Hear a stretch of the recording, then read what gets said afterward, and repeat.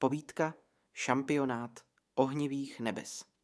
V hlubinách Netheru, kde se láva valí jako řeky a červené kameny žhnou žárem tisíců sluncí, se každý rok koná největší a nejnebezpečnější soutěž v celém Minecraftovém světě Šampionát ohnivých nebes.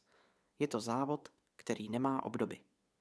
Soutěžící z různých dimenzí od Overworldu po End se sjíždějí, aby se pokusili skrotit divoké ghasty, obří létající tvory, jejichž dechy dokážou roztavit i obsidián. Vyhrát tento šampionát není jen otázkou slávy.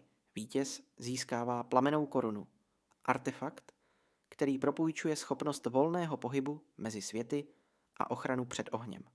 Ale ještě důležitější je čest, obdiv a místo v síni ohnivých hrdinů, která se nachází hluboko pod největším bastionem v Netheru.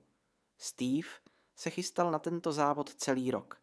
Trénoval v sopkách, ladil brnění proti výbuchům, cvičil let na létajících blazech a zkoumal chování ghastů. Nebylo to snadné, ghasti byli nestálí, snadno se rozuřili a mohli soutěžícího rozmetat jediným ohnivým výbuchem. Ale Steve měl něco, co ostatní neměli. Odhodlání, které pramenilo ze staré přísahy. Jeho bratr Alex totiž kdysi šampionát vyhrál. A přišel o život v posledním kole. Steve se rozhodl, že jeho jméno dostane zpět čest, kterou si zaslouží. Den závodu přišel. Aréna vypadala jako obrovská lávová miska, plná plovoucích ostrůvků a ohnivých pastí. Vzduchem visel pach síry a v dálce se ozývalo skučení ghastů. Po obvodu stáli diváci, piglini, blaze lordové, dokonce i několik endermenů sledovalo z portálových stínů. Uprostřed se tyčil oltář, na němž zářila plamenná koruna. Závod začal. Každý soutěžící měl za úkol nalákat a skrotit jednoho z ghastů pomocí speciální ohnivé opratě a pak přeletět s ním celou trať, ostrůvky, kruhy z plamenů, bouře výbuchů. Steve vklouzl do sedla, pevně držel opratě a jeho ghast se s jekotem vznesl do vzduchu. První zatáčka, výbuch lávového gejzíru. Steve se stočil těsně kolem skály, jen centimetry od smrtícího žáru. Hned za ním letěl soupeř, temný jezdec z Endu, jehož ghast měl černé oči a ocas z fialového kouře. Závod pokračoval. Trať se vlnila jako šílený had.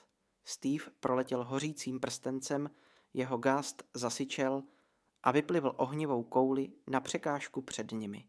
Výbuch odhodil soupeře do strany. Steve vedl. Ale jen na chvíli. Z hlubin pod nimi vyrazila past, 3 blazové střílející salvu plamenných střel. Steve s ghastem udělali výkrut, ale jedna střela zasáhla sedlo. Steve ztratil rovnováhu a málem spadl.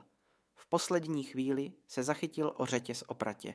Visel pod ghastem, nohy nad lávou, zuby zatnuté, prsty sevřené do krve. Vytáhl se zpět. Ale mezitím ho předjel další jezdec, zástupkyně ledového klanu, na ghastovi s ledovými výrůstky. Steve se nadechl. Vzpomněl si na bratrova slova: Ghast není stroj, je to tvor. Když cítí důvěru, letí s tebou, ne pod tebou. Položil ruku na krk ghasta. Letíme spolu, zašeptal. A ghast zakňučel tiše a zrychlil. Předposlední úsek trati vedl skrze déšť výbuchů.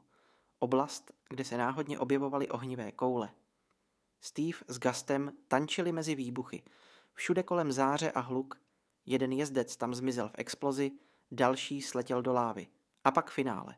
Dlouhý let přes propast plnou lávových sloupů a výbušných vývěrů. Steve držel směr. Za ním už jen jeden jezdec. Temný jezdec z Endu. Blížil se. Jeho ghast vypustil výbuch, ale Steve se sklonil a pomocí štítu odrazil kouli zpět.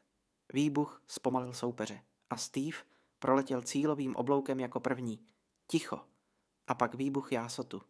Piglíni poskakovali, blazelordové prskali radostí a endermeni uznale pokývali hlavami. Steve přistál u oltáře. Vystoupil z ghasta, pohladil ho a došel k plamenné koruně. Jakmile ji nasadil, rozzářila se. Ale Steve se neusmál kvůli koruně. Podíval se vzhůru, k obloze, kde se na chvilku objevilo zábleskem jméno Alex. Publikum stichlo, jako by pocítilo sílu toho okamžiku. Všichni pochopili, že to nebylo jen vítězství. Byla to podsta, návrat česti, naplnění dávného slibu. Steve pomalu sestoupil z oltáře a každý krok se ozýval celou arénou. Gast, kterého skrotil, zůstal stát po jeho boku. Už ne divoká šelma, ale spojenec. Pigliny mu úctivě pokynuli, blaze lordové stlumili svůj žár a endermani mu uvolnili cestu. Před síně ohnivých hrdinů se otevřela brána, stará a pokrytá runami, kterou nikdo nedokázal otevřít po desítky let. Ale teď zazářila a pustila Steva dovnitř. Uvnitř na něj čekal sál plný obrazů dávných šampionů a uprostřed z nich nově stvárněná mozaika. Dva bratři, Steve a Alex, jedoucí na zářících gastech bok po boku. Slza mu sklouzla po tváři, ale v srdci cítil klid. Věděl, že navždy zůstane legendou ohnivého nebe. Tím končí povídka o šampionátu ohnivých nebes.